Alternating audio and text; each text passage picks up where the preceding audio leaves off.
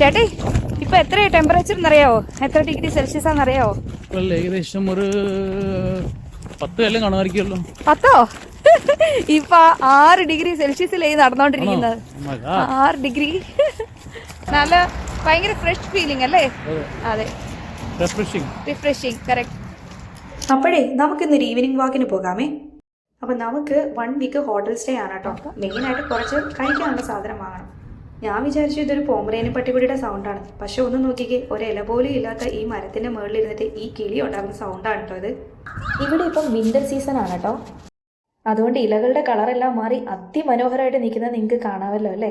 ഞാനും ഇത് നന്നായിട്ട് എൻജോയ് ചെയ്യുന്നുണ്ട്. നമ്മളിപ്പോൾ വോർഡൻ എന്ന് പറഞ്ഞിട്ടൊരു സ്ഥലത്താണ് കേട്ടോ. അപ്പോൾ ഇവിടെ നിന്ന് 30 മിനിറ്റ്സ് ഡിസ്റ്റൻസിൽ യെസ് മാർട്ട് എന്ന് പറഞ്ഞിട്ട് ഒരു ഇന്ത്യൻ ഷോപ്പുണ്ട്. അപ്പോൾ അത് തേടിയാണ് കേട്ടോ ഞങ്ങൾ 4 പേരുടെയും ഈ ഒരു നടത്തം.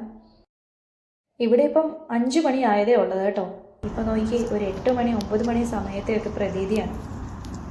യു എയിലെ കൊടും ചൂടിൽ നിന്ന് പെട്ടെന്ന് തണുപ്പിലോട്ട് വന്നപ്പോഴത്തേന് നമുക്കത് ഭയങ്കര കൗതുകമായിരുന്നു കേട്ടോ. അതുകൊണ്ടിട്ട് കുറേ നേരം എടുത്താണ് നമ്മൾ നടന്ന് ഈ ഒരു ഇന്ത്യൻ ഷോപ്പിലോട്ട് പോയത്. അപ്പം നമ്മൾ എസ് മാർട്ട് എത്തി കേട്ടോ. ഇവിടെ വന്ന് നോക്കിയപ്പോഴാണ് മട്ട അരി മുതൽ നമ്മുടെ നാട്ടിൽ കിട്ടുന്ന സകലമാന സാധനങ്ങളും ഇവിടെ അവൈലബിൾ ആണ്. എനിക്ക് വേണ്ടത് ഇതായിരുന്നു കേട്ടോ. തുറക്കുക, ചൂടാക്കുക, കഴിക്കുക, റെഡി ടു ഈറ്റ്.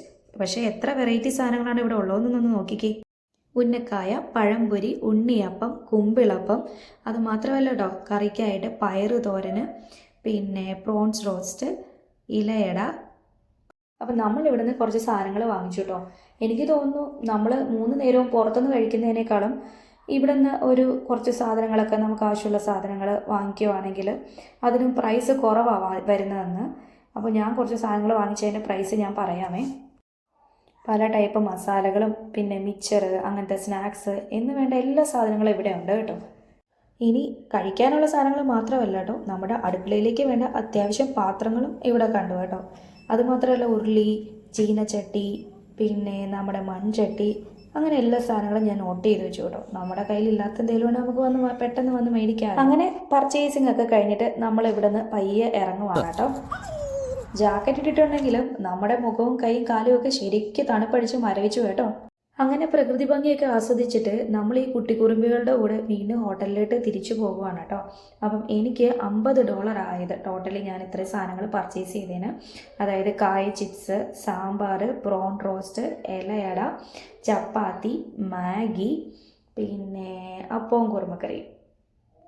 അപ്പോൾ ശരി, കൂടുതൽ വീഡിയോസുമായിട്ട് നമുക്ക് വീണ്ടും കാണാമേ. ബൈ.